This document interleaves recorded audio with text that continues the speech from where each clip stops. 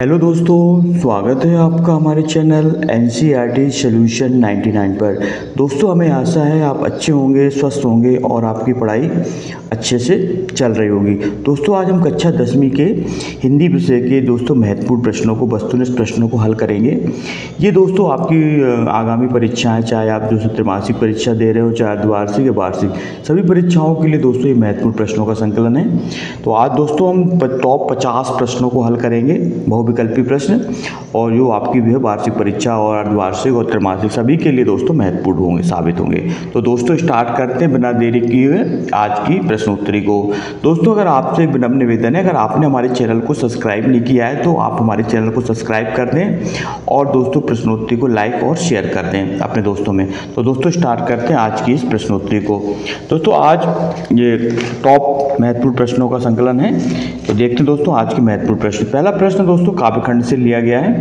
निम्नलिखित में से सही विकल्प का चयन करके लिखिए।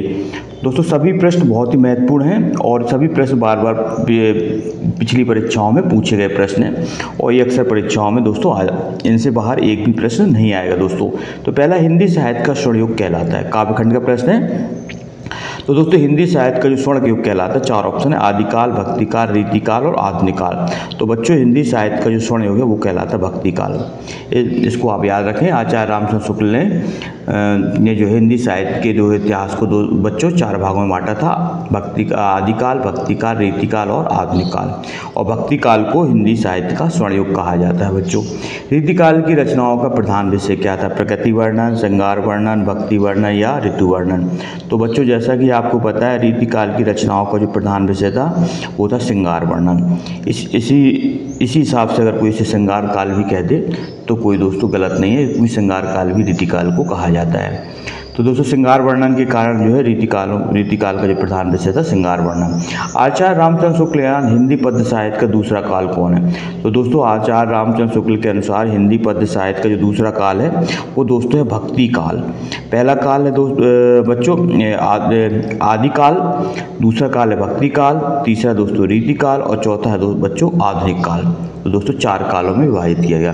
रीतिकाल को काव्य की दृष्टि से कितने भागों में बांटा गया? तो बच्चों से बताना रीतिकाल को काव्य की दृष्टि से कितने भाग?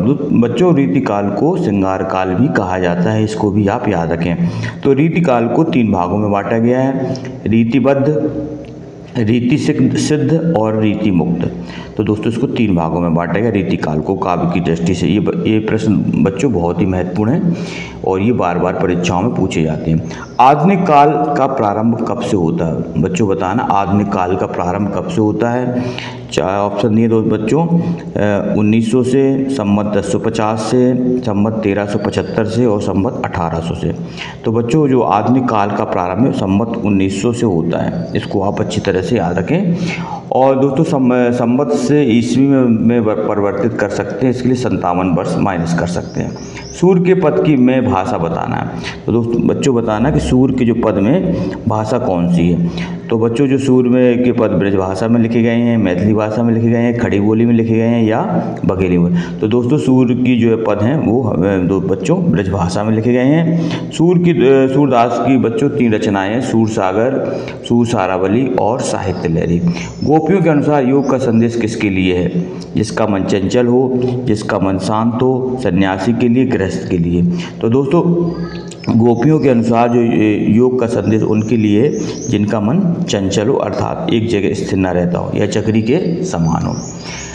इसके बाद दोस्तों प्रश्न कौन है? परशुराम को व्यंग भरे उत्तर किसने दिए थे? बच्चों पूछा गया परशुराम को व्यंग भरे उत्तर किसने दिए थे? राम ने, लक्ष्मण ने, विश्वामित्र ने या जनक ने। तो बच्चों जो है ये जो परशुराम को जो व्यंग भरे उत्तर दिए थे वो दिए थे लक्ष्मण ने। बच्चों ये प्रश्न जो है आपके राम लक्ष्मण परशुराम संवाद से लिया गया है, जो आपका तुलसीदास द्वारा लिखित रामचरितमानस के बालकांड से लिया गया है। तो परशुराम को व्यंग भरे उत्तर किसने दिए थे? लक्ष्मण ने। शिव धनुष के टूटने पर कौन क्रोधित हो रहा था बच्चों? तो शिव धनुष के टूटने पर जैसा कि आपको पता है परशुराम जी क्रोधित हो गए थे, क्योंकि परशुराम जी जो है शिव जी के क्या थे? वो क्या थे? भक्त थे। इसलिए जो है वो शिव धनुष के टूटने पर क्या हो गए, क्रोधित हो गए थे। इसके बाद रामचरित की भाषा क्या है। बच्चों ये प्रश्न बहुत बार बार पूछा जाता है कि रामचरित जो है किस भाषा में लिखा गया। तो बच्चों ये रामचरितमानस एक महाकाव्य है और बच्चों ये जो है अवधी भाषा में लिखा गया। दोस्तों इसको आप अच्छी तरह से याद रखें।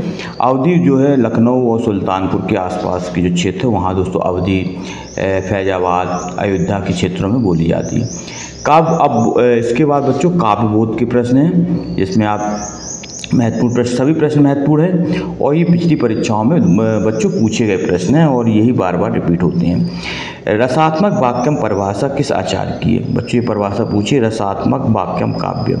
तो बच्चों ये परिभाषा है, आपको पता है आचार्य विश्वनाथ की परिभाषा है और इसका अर्थ है बच्चों रसयुक्त वाक्य को क्या कहते हैं, काव्य कहते हैं। काव्य की परिभाषा है। तो रसात्मक वाक्यम काव्यम, रसयुक्त वाक्य को काव्य कहते हैं। ये बच्चों आचार्य विश्वनाथ की परिभाषा है। एक परिभाषा और है बच्चों कि रमणीयार्थ प्रतिपादक शब्दम काव्यम, ये जो है पंडित जगन्नाथ की परिभाषा है। इसके बाद नेक्स्ट क्वेश्चन देखते हैं बच्चों, प्रश्न क्रमांक 13। काव्य के भेद होते हैं 1, 2, 3 और 4।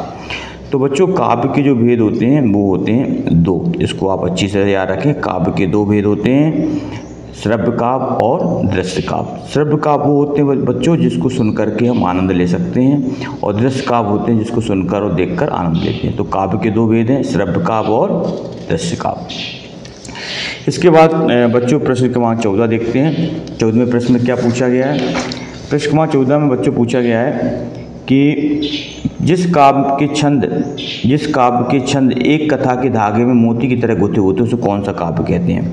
तो बताना किस काव्य में छंद एक कथा के धागे के रूप में गुथे होते हैं। मुक्तक काव्य, प्रबंध काव्य, श्रव्य काव्य और दृश्य काव्य। तो दोस्तों इसको प्रबंध काव्य कहा जाता है और दोस्तों ये श्रव्य काव्य का एक भेद है। प्रबंध काव्य के अंतर्गत बच्चों रामचरितमानस जो है प्रबंध काव्य के अंतर्गत आता है। इसको भी आप याद रखेंगे। आलम्बन और उद्दीपन का संबंध किससे है बच्चों बताना है। स्थायी भाव से, संचारी भाव से, विभाव से, अनुभव से। यह प्रश्न अक्सर बच्चों द्वारा गलत हो जाता है कि आलम्बन और उद्दीपन। तो दोस्तों बच्चों ये आलम्बन और उद्दीपन ये दोस्तों विभाव के अंतर्गत आते हैं। विभाव के भेद हैं आलम्बन और उद्दीपन। इसके बाद जुगुप्सा रस का स्थायी भाव क्या है बच्चों, इस बताना है इसमें जुगुप्सा जो है किस रस का स्थायी भाव है। अद्भुत रस का, विभत रस का, रौद्र रस का या भयानक रस का। तो बच्चों जुगुप्सा जो है जो स्थायी भाव है वो है विभत रस का। इसका एक अर्थ होता है दोस्तों घृणा। इसके बाद दोस्तों गद्य खंड के प्रश्न हैं। गद्य खंड के देखते हैं। गद्य की विधा नहीं है, बताना कौन सी गद्य की विधा नहीं। महाकाव्य, कहानी, नाटक और एकांकी। तो बच्चों बताना है इसमें कौन सी गद्य की विधा नहीं है। तो दोस्तों कहानी, नाटक और एकांकी तीनों गद्य की विधा है, जबकि महाकाव्य बच्चों ये गद्य की विधा के अंतर्गत नहीं आता है। उपन्यास सम्राट कौन थे बच्चों, ये प्रश्न बहुत पूछा जाता है। उपन्यास सम्राट किसे कहा जाता है। जयशंकर प्रसाद, प्रेमचंद, यशपाल और मन्नू भंडारी। तो दोस्तों आपको याद रखना है जो उपन्यास सम्राट है मुंशी प्रेमचंद को कहा जाता है। दोस्तों इनका जो इन्होंने कहानी सम्राट भी कहा जाता है और उपन्यास सम्राट भी कहा जाता है। इन्होंने दोस्तों 300 से ज़्यादा कहानियाँ लिखी हैं जो इनके मानसरोवर में जो है संकलित हैं। यदि गद्य कवियों की कसौटी है तो निबंध गद्य की कसौटी, ये कथन किसका। ये बहुत ही महत्वपूर्ण कथन है दोस्तों और ये कथन आपको याद रखना होगा क्योंकि ये कथन अक्सर परीक्षाओं में पूछा जाता है और ये कथन है आचार्य रामचंद्र शुक्ल का कथन है। यदि गद्य कवियों की कसौटी है और तो निबंध गद्य की कसौटी। ये जो है उन्होंने आचार्य रामचंद्र शुक्ल ने अपने हिंदी साहित्य के इतिहास में ये दोस्तों कहा था कि अगर गद्य कवियों की कसौटी है तो निबंध गद्य की। स्वयं प्रकाश जी ने किस पत्रिका का संपादन किया दोस्तों बताना। स्वयं प्रकाश जी ने जो नेताजी का चश्मा पाठ है दोस्तों आपके सिलेबस में लगा हुआ है कक्षा 10वीं में, उसके लेखक है स्वयं प्रकाश जी।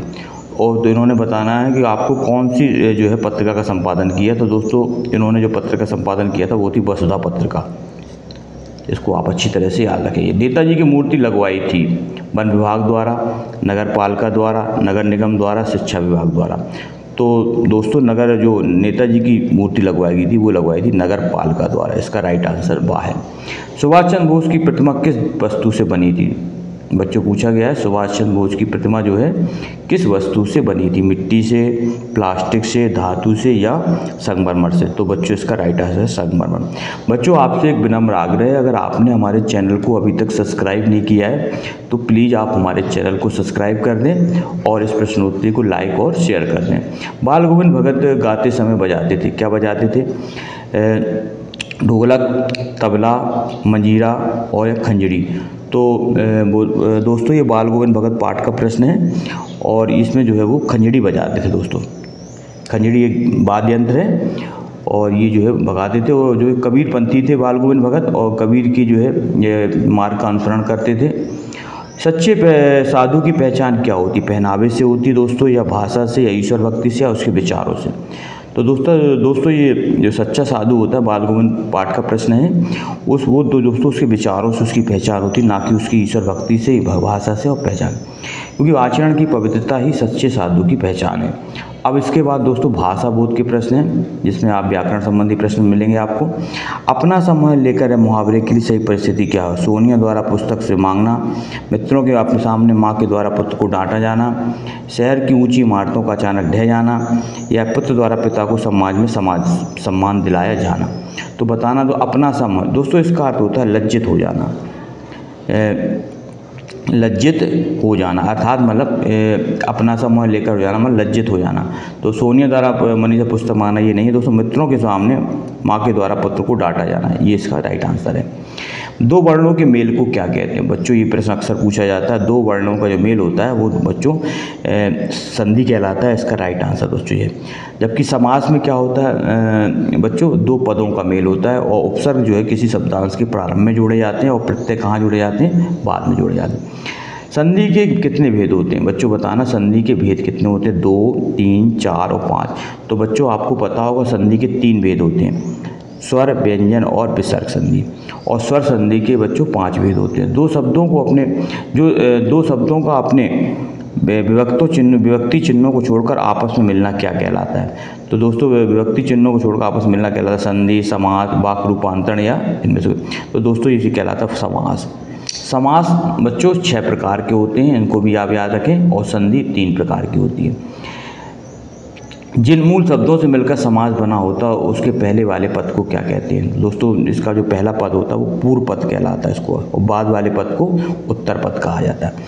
अब इसके बाद बच्चों कृतिका से कुछ महत्वपूर्ण प्रश्न हैं, कृतिका से जो भी आप इनको नोट डाउन कर लें। बच्चों ये सभी प्रश्न महत्वपूर्ण हैं, इनको आप एक पेन कॉपी में नोट डाउन कर लें और इनको बार बार अभ्यास करें, क्योंकि जितने बार अभ्यास करेंगे बच्चों उतनी बार आपको याद हो जाएंगे। 2 से 3 बार पढ़ेंगे तो आपको कंठस्थ याद हो जाएंगे। देहाती दुनिया उपन्यास के लेखक पूछा गया बच्चों कि देहाती दुनिया उपन्यास को किसने लिखा था? रघुवीर सहाय, कमलेश्वर, फणीश्वरनाथ रेणु या रघुवीर सहाय, शिवपूजन सहाय। तो बच्चों देहाती दुनिया जो उपन्यास है ये दो है शिवपूजन सहाय द्वारा लिखा गया था। और दोस्तों ये आंचलिक उपन्यास के अंतर्गत आता है, जिसमें एक क्षेत्र विशेष की रीति रिवाज परंपराओं का वर्णन होता है। इसका भोलानाथ का असल में क्या नाम था? बच्चों बताना, भोलानाथ का जो असली नाम था तारकेश्वरनाथ, अमरनाथ, केदारनाथ या बद्रीनाथ। तो इसका असली नाम था तारकेश्वरनाथ। मैया चावल अमानिया कर रही थी, अमानिया का अर्थ क्या होता है बच्चों? फटकना, साफ करना, चुनना या धोना। तो बच्चों अमानिया का जो अर्थ होता है वो होता है साफ करना, इसका राइट आंसर है बच्चों साफ करना। इसके बाद नेक्स्ट क्वेश्चन देखते हैं बच्चों। इसके बाद है गोपियों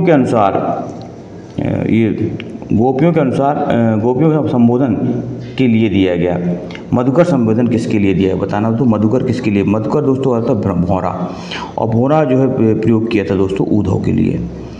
योग संदेश लेकर मथुरा से ब्रजधाम आए थे, कौन आए थे? तो वो आए थे दोस्तों उद्धव जो कृष्ण जी के मित्र थे। सूरदास ने भ्रमर गीत किस भाषा में लिखा? तो दोस्तों सूरदास ने 3 रचनाएं हैं, तीनों ही ब्रज भाषा में लिखी गई हैं, सूरसागर, साहित्य लहरी और सूरावली। सूर की भक्ति किस भाव की थी? तो दोस्तों सूर की भक्ति बताना है शाख भाव या दास भाव। तो दोस्तों इनकी भक्ति थी शाख भाव या वात्सल्य भाव की थी। और दोस्तों जो दास भाव की भक्ति थी वो थी उनकी जो है दोस्तों किनकी थी भक्ति? तो दास भाव की आप बता सकते हैं क्या? तो दोस्तों ये भक्ति थी दास भाव की, जो भक्ति थी वो थी तुलसीदास की। सहस्त्रभाव की भुजा को किसने काट डाला था? तो दोस्तों सहस्त्रभाव की भुजा को परशुराम ने काटा था, इसको याद रखेंगे। सूरवीर जो है अपनी वीरता खाली जगह में प्रदर्शित नहीं करते, तो सूरवीर अपनी वीरता कहाँ प्रदर्शित करनी चाहिए दोस्तों? युद्ध भूमि में। छुअत टूट रघुपति नहीं दोषु कथन किसका है? तो दोस्तों ये कथन राम लक्ष्मण जी का है, और ये राम लक्ष्मण परशुराम संवाद से लिया गया है, जिसमें लक्ष्मण जी कह रहे हैं कि छुअत टूट रघुपति न दोषु, कि ये जो धनुष है ये छूते ही टूट गया था, इसमें रघुपति बता श्री राम का कोई दोष नहीं है। परशुराम स्वभाव से कैसे थे? तो दोस्तों पता है परशुराम स्वभाव से कैसे थे? क्रोधी थे। इसके बाद बच्चों काव्यबोध के प्रश्न हैं। सहृदय की स्थिति में अस्थायी भाव क्या कहलाते हैं? तो बच्चों सहृदय के स्थिति जो अस्थायी भाव होते हैं वो संचारी भाव होते हैं, जो थोड़ी समय रह करके क्या होते हैं? चले जाते हैं। नायक के जीवन में किसी एक घटना का पूर्णतः सा चित्रण दोस्तों बच्चों ये कहलाता है खंड काव्य। खंड काव्य में क्या होता है बच्चों कि जीवन की किसी एक घटना का चित्रण किया जाता है। नायक नायिका के संयोग अभियोग का वर्णन किस रस में होता है? तो वो बच्चों होता है श्रृंगार रस में। और श्रृंगार रस के दो भेद होते हैं, संयोग श्रृंगार और वियोग श्रृंगार। कविता के रचना विधान को क्या कहते हैं? तो बच्चों कविता के रचना विधान को छंद कहा जाता है, इसको आप अच्छी तरह से याद रखें, यही प्रश्न बार बार रिपीट होते हैं। चौपाई के प्रत्येक चरण में कितनी मात्रा होती है? बच्चों चौपाई के प्रत्येक चरण में 16 मात्राएं होती हैं। छंद कितने प्रकार के होते हैं? तो बच्चों छंद 2 प्रकार के होते हैं, वार्णिक छंद और मुक्तक छंद। अब इसके बाद गद्यखंड के फिर महत्वपूर्ण प्रश्न आए। एक अंग वाली रचना दोस्तों एकांकी कहलाती है। जीवनी गद्य की बताना कौन सी विधा है? तो ये गौण विधा है। और प्रतिमा बनाने वाले का नाम क्या था? तो प्रतिमा बनाने वाले का नाम मोतीलाल था। दोस्तों नेताजी की चश्मा प्रश्न का पाठ का प्रश्न है। पान वाला एक काला मोटा और किस प्रकार का आदमी था? तो दोस्तों खुश मिजाज आदमी था। कैसा था? खुश मिजाज। हालदार साहब सालों तक उस कस्बे से गुजरते रहे, तो बताना कितने सालों तक? तो इसका राइट आंसर 2 साल था। प्रतिमा पर सरकंडे का चश्मा किसके द्वारा लगाया गया? तो प्रतिमा पर जो सरकंडे का चश्मा लगाया था वो लगाया था बच्चों के द्वारा। किसके द्वारा? बच्चों के द्वारा। बाल गोविंद भगत की गीतों में का भाव व्यक्त किया है? तो दोस्तों इसमें व्यक्त किया प्रभु मिलन का। इसके बाद बाल गोविंद भगन पाठ खालिया किस विधा का है? बताना दोस्तों ये रेखा चित्र विधा का है। और बाल गोविंद भगत मंझौले कद के कैसे थे? गोरे चिट्ठे आदमी थे। तो ये थे दोस्तों आज टॉप 50 प्रश्न। आई होप यू आपको प्रश्नोत्तरी पसंद आई होगी बच्चों। और अगला पार्ट दोस्तों प्लेलिस्ट में फिर डाल देंगे अगले पार्ट 50 प्रश्नों को। तब तक के लिए दोस्तों आप इन प्रश्नों को नोट डाउन कर लें, और अगर आपने हमारे चैनल को अभी तक सब्सक्राइब नहीं किया तो आप हमारे चैनल को सब्सक्राइब कर दें। और जो है नेक्स्ट वीडियो में बच्चों फिर मिलते हैं, तब तक के लिए आपका दिन शुभ हो। जय हिंद, जय भारत और वंदे मातरम बच्चों।